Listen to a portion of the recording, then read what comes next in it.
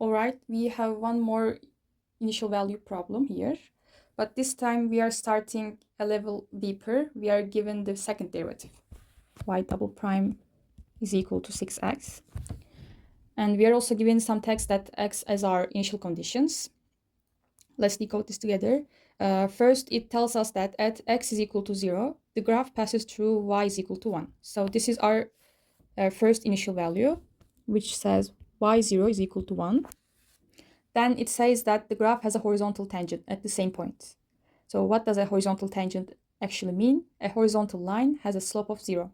And since the first derivative represents the slope of the tangent line, this phrase secretly gives us our second piece of information, which says the first derivative of y at 0 is just 0.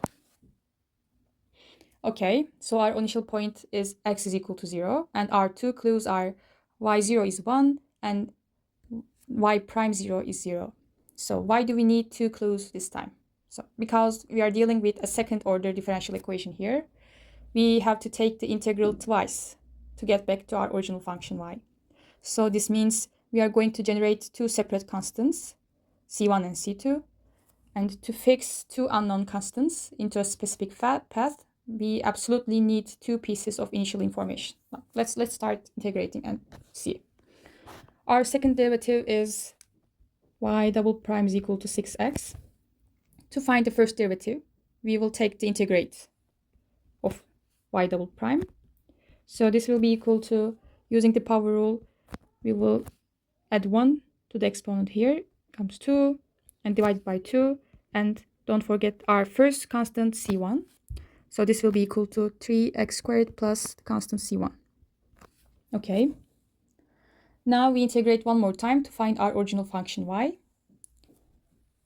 Let's integrate the derivative of y, and this will become as, we will integrate 3x squared, which is basically just x cubed, plus c1 times x, and plus our second constant c2. So our general family of functions is x cubed plus c1x plus c2. Now we just use our two initial values to find c1 and c2. Let's start with our first one. y0 is equal to 1. If we plug x is equal to 0 into our y equation, all terms with x become 0. So y0 will just be equal to c2. And we know that it's equal to 1. So we instantly find that c2 is just 1. Okay, let's use the second initial value.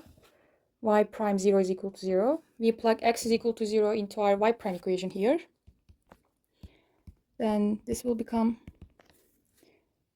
just 3 times 0 squared plus c1, which is just equal to c1. And we know that it's equal to 0. So c1 is just basically 0. Okay. We have both of our constants, so let's substitute them back into our general y equation here. This equation will be equal to x cubed, c1 is 0, so x term just vanishes away, plus c2, which is equal to 1. So we are left with our final specific function, which is y is equal to x cubed plus 1. And we are done.